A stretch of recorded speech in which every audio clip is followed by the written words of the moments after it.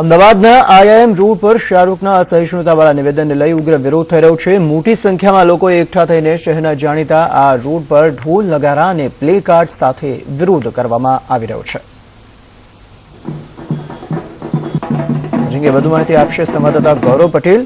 ગૌરવ, શાહરૂખ ખાનના અસહિષ્ણુતાવાળા નિવેદનના કારણે લોકોમાં ખાસો એવો રોષ જોવા મળી રહ્યો છે અને તેમની જે અપકમિંગ મૂવી છે દિલવાલે તેને ન જોવાની વાત લોકો કરી રહ્યા છે અને તેના જ કારણે લોકો રસ્તા પર ઉતરી આવ્યા છે। શું છે વધુ માહિતી?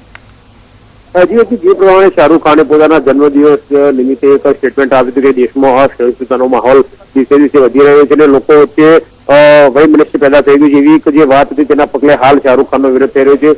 નોંધનીય છે કે આવતીકાલે જયારે શાહરૂખ ખાનની મૂવી દિલવાલે રિલીઝ થવાની છે તેનો વિરોધ અમદાવાદના નાગરિકો દ્વારા કરવામાં આવી રહ્યો છે। આ કોઈ સંગઠન નતું, પરંતુ અમદાવાદના જે નાગરિકો હતા તેઓ આજે રસ્તા પર ઉતર્યા હતા ઢોલ નગારા સાથે અને તેઓએ સ્પષ્ટ કહ્યું હતું કે જે દેશે શાહરૂખ ખાનને આટલી માનપાન અને સન્માન આપ્યું જો એ દેશને જો એ વગોવાનો પ્રયત્ન કરતો હોય તો ખરેખર તેના મૂવીનો વિરોધ કરવો જોઈએ।